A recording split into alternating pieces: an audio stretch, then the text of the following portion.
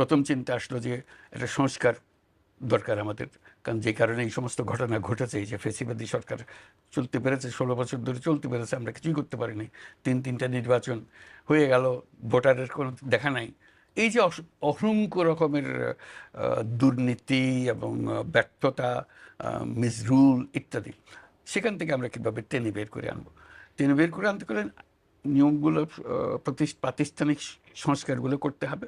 সেই জন্য প্রথম চোটে আমরা ঠিক করলাম যে আমরা কতটা টেনে বের করতে পেরেছেন বলে মনে হয় আপনার কাছে? কতটা আমরা সংস্কারের বিষয়ে সংস্কার তখন শুরু করি না, যে পরিস্থিতির কথা আপনি বলছিলেন যে আপনি যখন প্রধান উপদেষ্টা হলেন তখন এক ধরনের পরিস্থিতি ছিল, অনেক পরিবর্তন, অনেক কতটা আপনার চোখে কি মনে, কতটা পরিবর্তন? বহুল পরিবর্তন। এটা আমি বলবো যে ধ্বংসাবশেষ থেকে এসেছিলাম, এখন একটা নতুন চেহারা আসছে, ভেসে উঠছে, যে আমরা অর্থনীতি সহজ করেছি, দেশ বিদেশের আস্থা অর্জন করেছি। এটা তো পরিষ্কার, সারা দুনিয়ার আমরা আস্থা স্থাপন করতে পেরেছি। এটা কেউ প্রশ্ন করতে পারবে না যে না আপনি অমুক দেশের আস্থা অর্জন করতে পারেন নাই।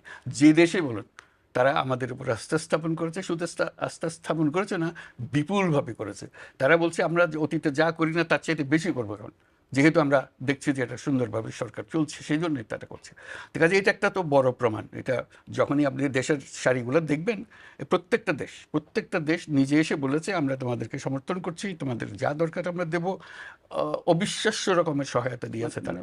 বিদেশে আপনি আস্থা এবং সমর্থনের কথা বলছেন, আমি যদি দেশের প্রসঙ্গে আসি, আইন শৃঙ্খলার প্রসঙ্গে আসি, আইন শৃঙ্খলা পরিস্থিতির অবনতি নিয়ে কিন্তু অনেক সমালোচনা হচ্ছে, এবং আমি যদি পুলিশের এবং মানবাধিকার সংস্থাগুলোর পরিসংখ্যান দেখি, অপরাধ কিন্তু বেশ কিছুটাই বেড়েছে। তো এটা আপনারা কেন নিয়ন্ত্রণ করতে পারছেন না? আপনি আস্থার কথা নিয়ে শুরু করেছিলেন, আমি আস্থাতেই ফিরে যাই, দেশ বিদেশের আস্থা। তো দেশের মানুষের আস্থা আছে কিনা আমাদের উপরে, এটি হলো বড় কথা। আমার মনে হয় দেশের মানুষের আস্থা আমাদের উপরে আছে, বিপুল পরিমাণে আছে। কাজে সেটা হলো বড় প্রমাণ। আমরা কি করছি না করছি এগুলো খুচরো বিষয় আছে, আমরা খুচরো বিষয়ে এটাতে ভালো এটাতে মন্দ, কিছু ভালো কিছু মন্দ হতে থাকবে। এটা একটা জগৎ, যেটা অপরিচিত জগতের সঙ্গে আমরা এসছি।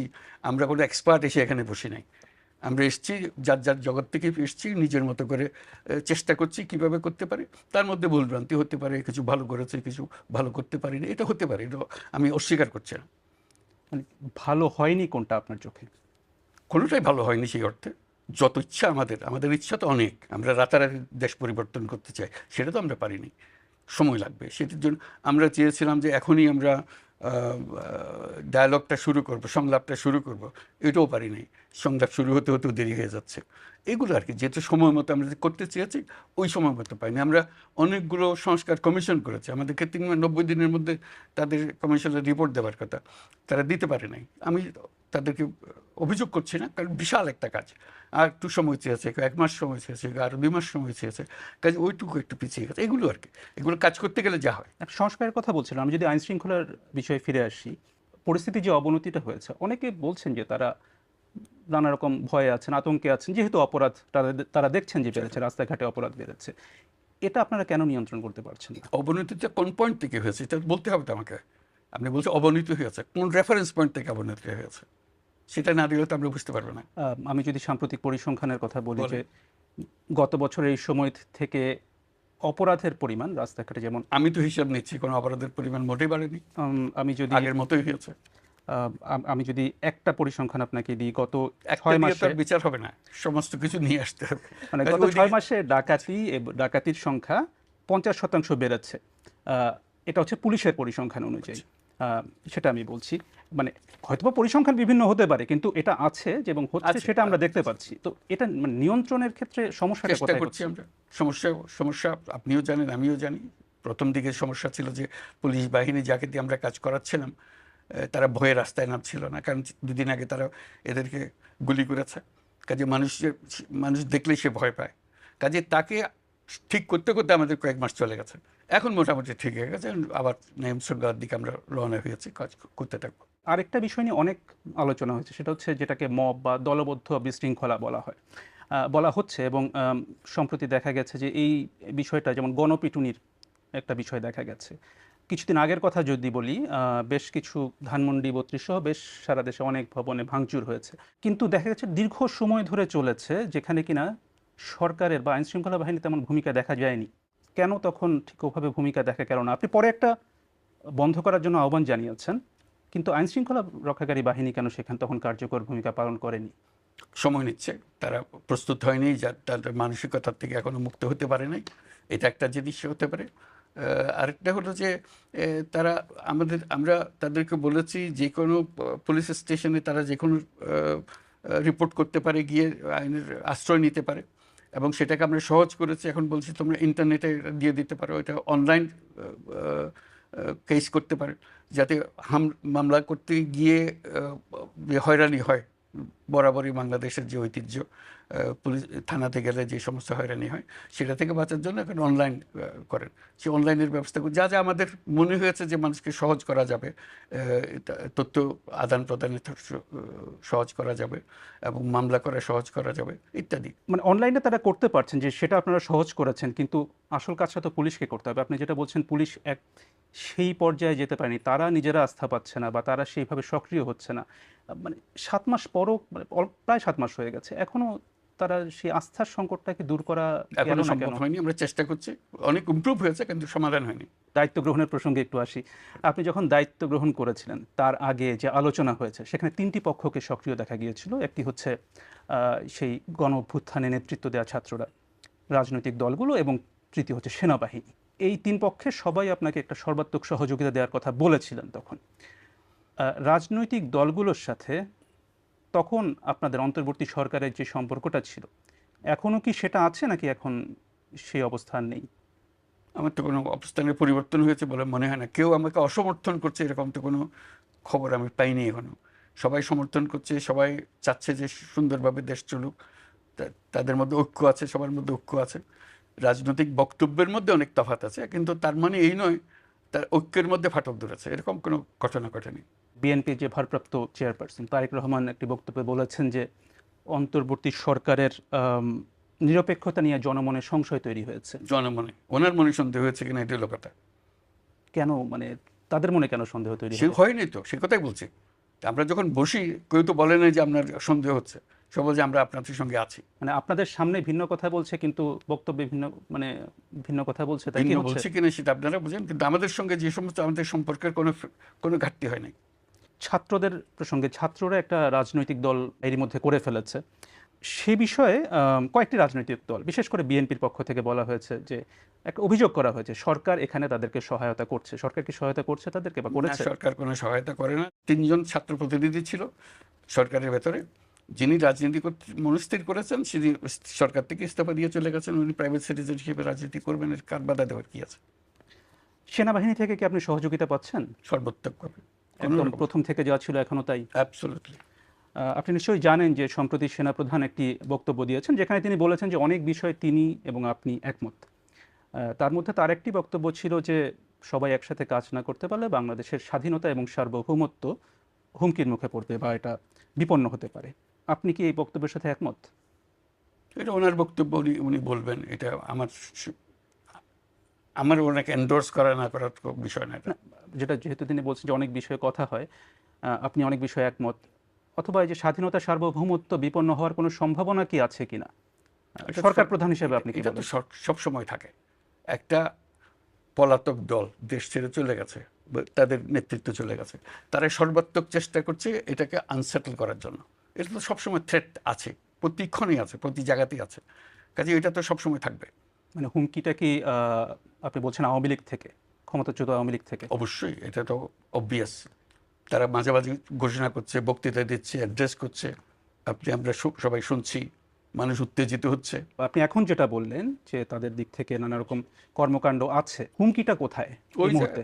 এই যে অ্যাড্রেস করছে, জাগো, কাজে নামো, ইত্যাদি ইত্যাদি অনেক আহ্বান জানাচ্ছে না, কর্মসূচি দিচ্ছে, হরতাল করো, অমুক করো। এটা মানুষ কীভাবে নেবে এটাকে বলেন? এটা কীভাবে মিষ্টি মুখে চলে যাবে সব? অন্তর্বর্তী সরকারের একটি বড় লক্ষ্য হিসেবে আপনি সংস্কারের কথা বলেছেন, এবং এটা নিয়ে আপনারা অনেকগুলো কমিশনও গঠন করেছেন। কিন্তু এখন যেহেতু আপনারাই বলছেন যে এই বছরের শেষে নির্বাচন হবে, তো এই অল্প সময়ের মধ্যে আপনারা সংস্কার কতটা করতে পারবেন বলে মনে করেন? সেটা আমরা প্রক্রিয়া শুরু করেছি। আমরা একেবারে প্রত্যেকটা সুপারিশ দেব, সুপারিশের সঙ্গে কথা থাকবে আপনার রাজনৈতিক দল এটাকেই সমর্থন করে, এটাতে রাজি আছেন, রাজি থাকতে বলেন, রাজি না থাকলে বলেন, বা এই যে সুপারিশটা আছে সেটার মধ্যে যদি কোনো একটা সংশোধনী এলে আপনি রাজি হবেন সেটা বলেন। এটা কি নির্বাচনের আগে সংশোধনটা করা ঠিক হবে? এটা কি এই নির্বাচনের পরে কি? সব প্রশ্নের এখানে সমাবেশ আছে। রাজনৈতিক দলকে শুধু বলতে হবে এটা আমি মানি, এটা রাজি, এটা আমি এটা বলে দিলে সব কিছু মিলালে তারপরে আমরা একটা ঠিক করব সবাই কোন সুপারিশে সবাই একমত হয়েছে। এরকম যে সমস্ত সুপারিশে তারা একমত হয়েছে সেগুলো আমরা আলাদা একটা কাগজে নিয়ে আসবো। এই বিষয়ে, এই সমস্ত বিষয়ে সবাই একমত হয়েছে, তখন এটাকে আমরা বলবো এটা চার্টার, একটা জুলাই চার্টার। এবং সবাইকে আহ্বান জানাবো আপনারা সবাই যেহেতু একমত হয়েছেন সই করে দেন জুলাই চার্টার। এর মতোই আমরা এখন চলবো। সেই পরিপ্রেক্ষিতে তখন নির্বাচনটা হবে। নির্বাচনের আগে যেটা বলেছেন সেটা নির্বাচনের আগে হবে, যেটা নির্বাচনের পরে বলেছেন সেটা নির্বাচনের পরে হবে। এটা আপনাদের বিষয়, কিন্তু আপনারা একমত হয়েছেন। সেই ঐক্যমত্যে আমরা গঠন করার চেষ্টা করছি। তাহলে কি বলা যায় যে নির্বাচনটা এবছরের মধ্যেই হচ্ছে?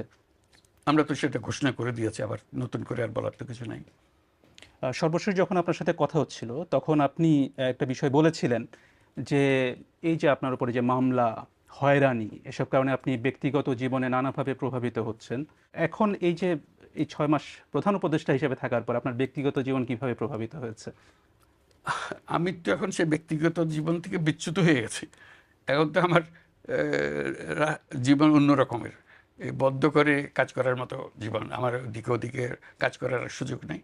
যেটুকু করার খুব সীমাবদ্ধভাবে আমাকে ফোকাসড ওয়েতে সেগুলো করতে হচ্ছে। কাজে ওটার সঙ্গে এটার কোনো তুলনা করতে পারছি না আমি। ওইটা আমি ফ্রি জীবন, আমি যা ইচ্ছা তাই করছিলাম। এখন তো সেটা আর করা যাচ্ছে না। গণ অভ্যুত্থানের পর থেকে ভারতের সাথে বাংলাদেশের সম্পর্কের একটি অবনতি দেখা গেছে। এখন দুই দেশের সম্পর্ক এখন কোন পর্যায়ে আছে? খুবই ভালো। আমাদের সম্পর্কের কোনো অবনতি হয় নাই। আমি যেভাবে ব্যাখ্যা করে এসেছি আমাদের সম্পর্ক সবসময় ভালো থাকবে, এখনও ভালো আছে, ভবিষ্যতেও ভালো থাকবে। বাংলাদেশ ভারতের সম্পর্ক ভালো না থেকে উপায় নেই।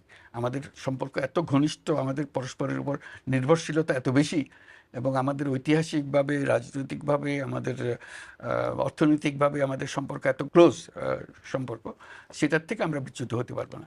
তবে মাঝখানে কিছু কিছু দ্বন্দ্ব দেখা দিয়েছে, আমি হচ্ছে মেঘ দেখা দিয়েছে। এই মেঘগুলো মোটামুটি এসছে অপপ্রচার থেকে। অপপ্রচারের সূত্র কারা সেটা অন্যরা বিচার করবে, কিন্তু এই অপপ্রচারের ফলে আমাদের সঙ্গে একটা ভুল বোঝাবুঝি হয়ে গেছে। সেই ভুল বোঝাবুঝির থেকে আমরা উত্তরণ করার চেষ্টা করছি, কিন্তু আমার মূল সম্পর্কের মধ্যে কোনো তার সাথে আপনার সরাসরি ভারত সরকারের সাথে আপনার সরাসরি যোগাযোগ সবসময় হচ্ছে? যোগাযোগ হচ্ছে আমাদের। তারা এখানে আসছে, আমাদের লোকজন সেখানে যাচ্ছে। প্রাইম মিনিস্টার মোদির সঙ্গে আমার প্রথম চোটেই কথাবার্তা হয়ে গেছে।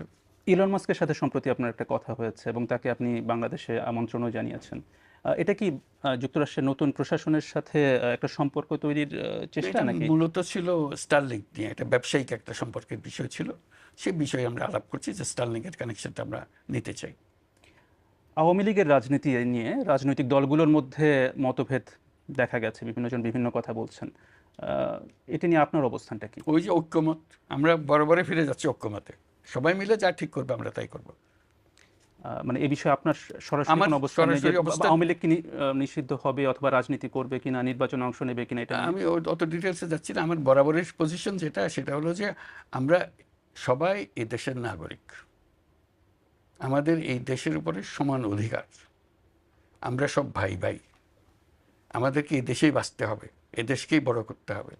কাজে যে মত দল করবে তো বটে, সব কিছু করবে, কারো কোনো এই দেশ থেকে কেড়ে নেওয়ার, এদের তার অধিকার কেড়ে নেওয়ার কোনো উপায় নাই। কিন্তু যে অন্যায় করেছে, যার বিচার হওয়া উচিত তার বিচার হতে হবে, এটুকুই শুধু। বাংলাদেশের যে রাষ্ট্রীয় কাঠামো, তাতে সরকার প্রধানের সাথে রাষ্ট্রপতির একটা নিয়মিত যোগাযোগ থাকার কথা। আপনার সাথে কি বর্তমান রাষ্ট্রপতির সাথে যোগাযোগ হয়? যখনই প্রয়োজন হয়, শুধু শুধু তো গিয়ে ওনার সময় নষ্ট করার দরকার নেই। যখনই দরকার হয় আমরা তার কাছে যাই। এর আগে সাক্ষাৎকারে আপনি একটা কথা বলেছিলেন যে ১-১১-র সময় আপনি যে একটা রাজনৈতিক দল গঠন করেছিলেন সেটা নিয়ে কথা হচ্ছিল এবং আপনি বলেছিলেন যে আপনার রাজনীতিতে আসাটা ভুল হয়েছে। এখন আপনি বাংলাদেশের সবচেয়ে বড় রাজনৈতিক পদে রয়েছেন। এখন আপনার কি মূল্যায়ন যে এটা কি এখানে আসা কি আপনার সঠিক হয়েছে নাকি এখনই বিচার করতে চান না? না, বিচার করব। প্রথম কথা, আমি রাজনৈতিক দল গঠন করি নাই, গঠন করার কথা বলেছিলাম। কথা বলেছিলেন। এবং 10 সপ্তাহ যাবৎ এই কথা জারি ছিল। এই 10 সপ্তাহ পরে আমি বলেছি না, আমি রাজনীতিতে যাব না। আমি এই কথা বলেছি politics is not my cup of tea. এবং ওইখানে সমাপ্ত। এরপরে আর রাজনীতির কাছে আমার কেউ টানতে পারেনি। সবাই চেষ্টা করেছে দেশের নেতৃত্ব নেন, আপনি প্রধানমন্ত্রী হন, সবাই চেষ্টা করেছে, আমি কোথায় যাইনি। আমি বলছি যে এই চ্যাপ্টার শেষ, এই 10 সপ্তাহ দ্যাটস এনাফ। ওইটাই ছিল। কাজে ওইভাবেই আছি এখন। এখানে আমি রাজনীতি যাওয়ার কোনো সম্ভাবনা নেই, রাজনীতি করিও না, কিন্তু করবো এটা না। একটা রাজনৈতিক পদ, সরকার প্রধান। যদি টেকনিক্যালি হয় হবে, এটা নিয়ে আমি তো এই পদে আসতেও চাই নাই। আমাকে অনুরোধ করেছে, বহুবারে করেছে, তারপর আমি শেষ পর্যন্ত সম্মত হয়েছি, সেটা দায়িত্ব নিয়েছে। এটা রাজনৈতিক পদ যদি হয়ে থাকে, এটা বাই ডেফিনিশন আমি রাজনীতি করি না।